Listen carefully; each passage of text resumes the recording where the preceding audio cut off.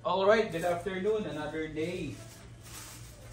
Another blessing sa ating lahat. Anyways, our topic for today is doing a chicharon again. And this time, subukan natin yung chili, which is maraming nagre-request sa store. Sir, paano naman ang manghang naman, variety naman ng chili. Okay, so gawin natin yan. It's just that hindi ko talaga ginagawa yung chili kasi hindi pa ako tapos dito sa eksperimento ko sa chili powder, kasi ayoko yung binibili na chili powder dun sa palengke kasi hindi naman maanghang. Okay, so meron ako rito, ito matagal ko nang pinatuyo ito eh. This is a Taiwanese na yung normal tawagin sa palengke labuyo, pero hindi naman to labuyo. Ito hindi naman to labuyo eh. Close up natin. Ito yung Taiwan. Sinasabi nila labuyo pero hindi to labuyo. Ito ang labuyo. Siling to galing sa amin sa probinsya namin, which is Tabuk, Kalinga. Yan. Kung meron mga mapapadaan na taga Tabuk dito sa video na to, pakilala ka, kabsat. Yan. Ito ang namin sa Highlands. Ito ang sili namin sa Kalinga. Dihamak na mas maanghang kesa sa nabibili sa palengke. Yan. Pag binibili sa amin yan, lata-lata. Nakasalop ng lata. Okay. So, ang gagamitin mo sa pagganan yan kasi hindi pwede ang blender dito. So, ang gagawin natin ay baka mayroong mga napasamang basa. Tingnan natin.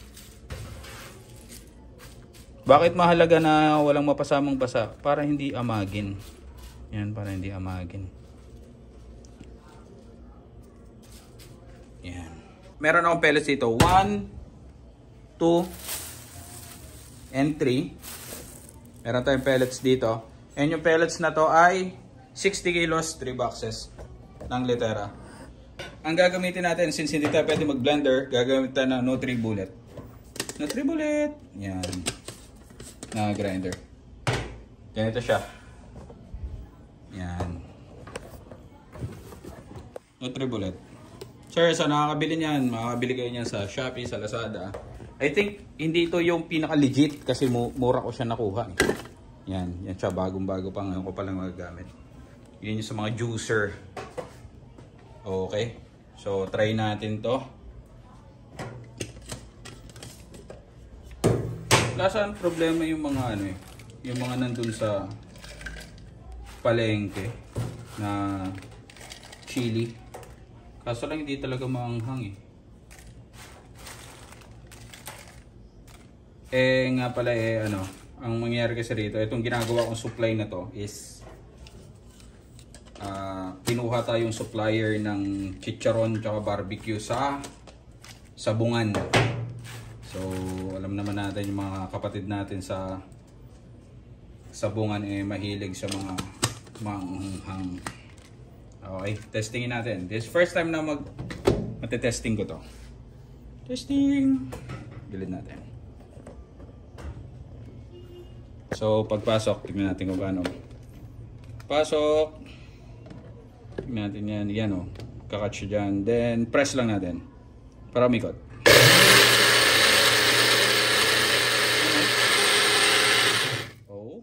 Grabe. Okay,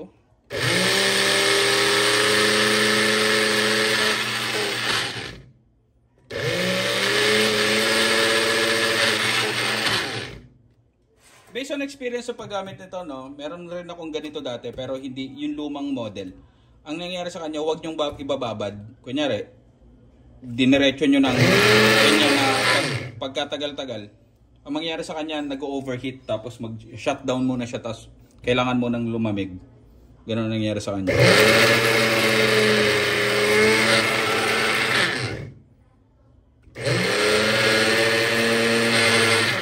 So I think we're good at this. Pwede natin lalagyanan. Okay, so bumili rin ako ng stainless na lalagyanan. Like this one. Yan. 36 pesos. Let's see, let's see. Tingnan natin kung successful tayo. Taktakin muna natin. Gagawa kayo nito, make sure nyo na manghang to. Eh, chuchu, diyan ka lang.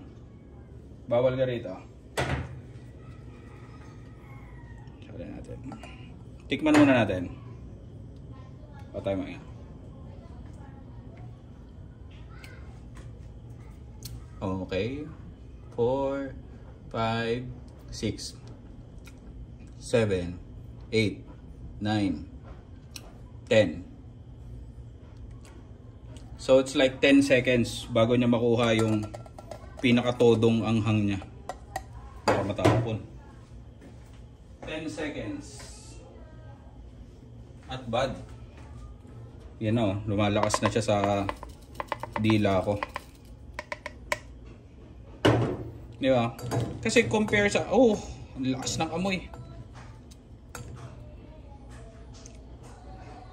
Ah. Yun na. Lakas! Ha! Yun. Kailangan makahanap ng ibang lalagyanan. Oh, lakas. Yun lang. So, ulit-ulitin ko lang. So, ito yung nagawa natin.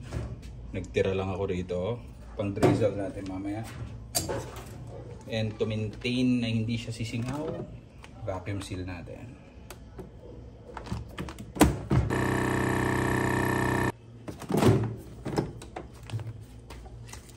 Okay. Meron tayong pang storage sa mga susunod na paggagamitan. Alright.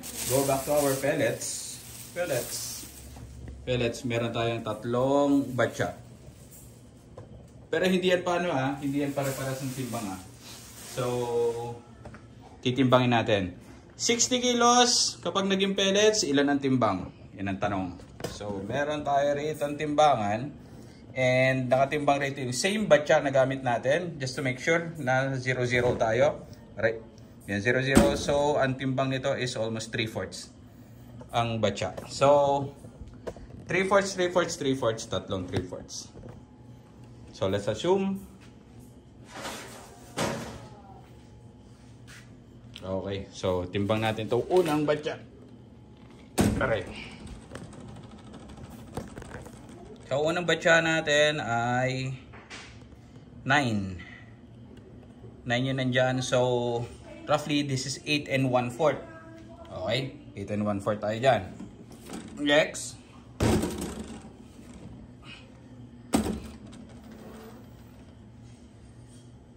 Same. 9. So, 8 1/4 also. Okay, ito last natin.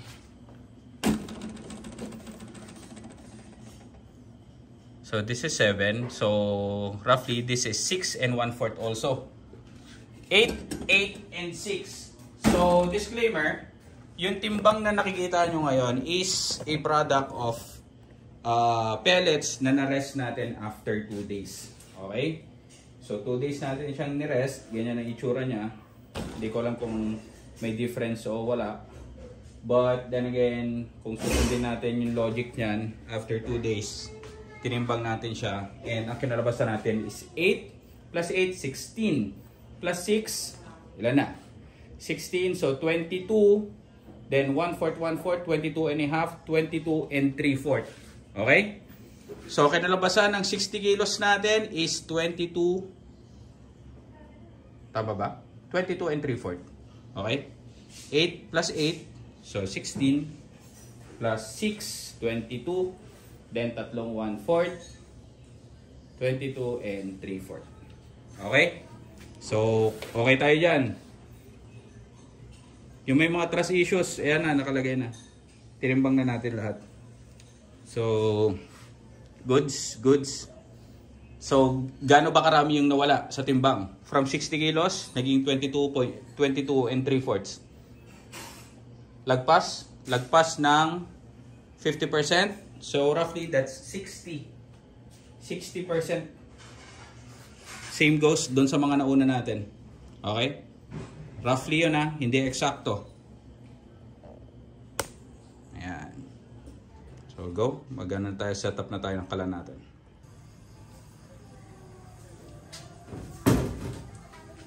So naka-ready tayo, naka-ready yan. Naka-ready yung isang batya natin na may strainer and batya natin na sasalinan dito sa finished product. And also syempre yung chili natin. Yung ginawa natin kanina. Okay. Painitin lang natin yan. Okay, let's go. So, mantika. Gamit natin yung in-extract natin na mantika. Galing din kay taba ng baboy. Okay. Mama, kunin mo nga ano ko. Kunin mo yung metro. Lagi may nagtatanong nito kung gaano kalaki yung talyase. Tignan lang. So, nilagay ko rito is 4 liters plus 1.5 tsaka 3 liters. So, 4, 7, 8.5 liters. Dahil malaki naman tong talyase. And kaya rin ng ano natin, burner natin.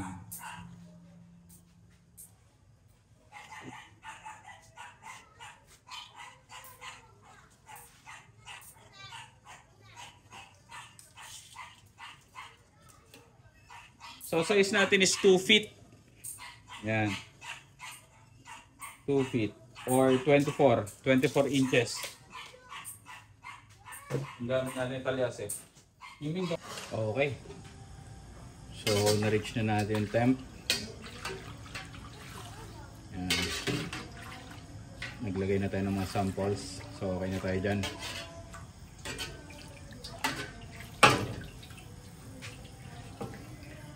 So unang salang natin is 2 kilos. Okay, 2 kilo to. Salang natin. Approximately ang init nito ay nasa pinaka-standard kasi talaga para mag-puff yan is 350. So since wala naman akong thermometer, talagang alam ko lang kung ano yung corresponding na temperature.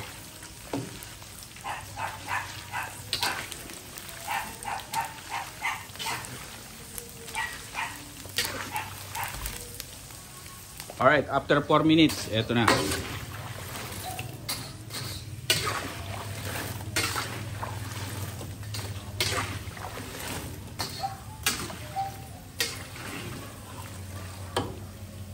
Okay, salin. Salin tayo, salin.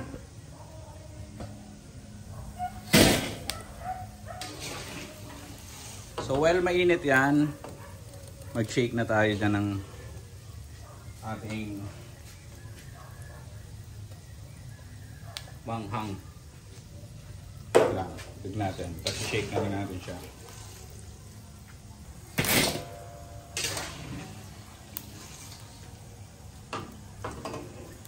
Kada baba, shake natin ng chili. Yun, ang tapang ng amoy. Okay, mamaya na para isang anuhan na lang. Ang sakit sa ilong. Okay. Lipat tayo, lipat, lipat. There. Saka natin budburan.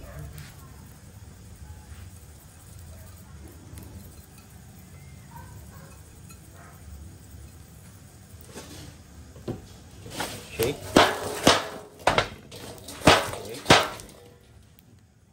Para makoat natin yung iba.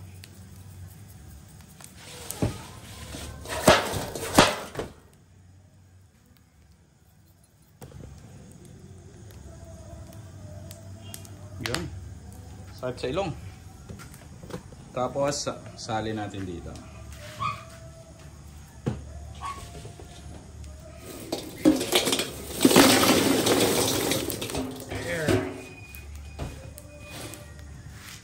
Nakagawa na tayo ng spicy natin at chicharon. variant natin. Tignan natin sa loob para mas maliwanag. Okay, so here's our finished product. Oh. Ang sakit sa ilong. Ang lakas.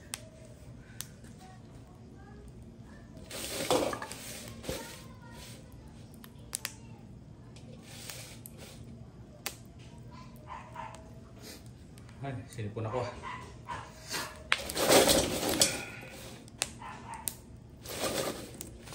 So yung timing ng paglalagay, no, same sa timing ng paglalagay. Let's say for example, gusto nyo po magdagdag ng alat. Pwede mo siyang i-timing na buhay pa yung mantika niya para kahit pa paano may binder. Okay? Buo natin i-repack mamaya.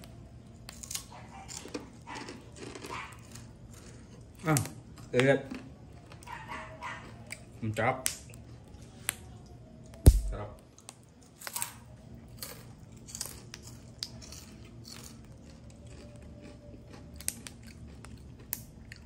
Maganda yung aftertaste niya ng anghang.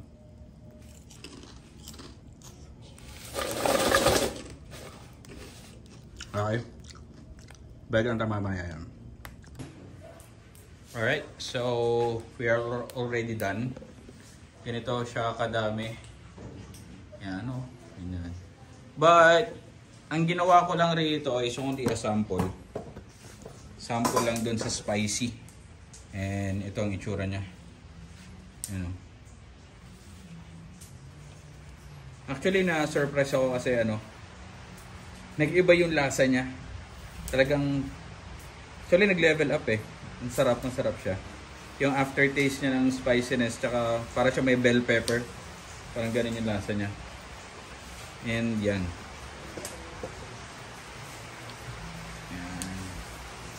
So, hindi ko napapakita yung pag-repack namin. Nakita nyo naman yun, LBS na rin.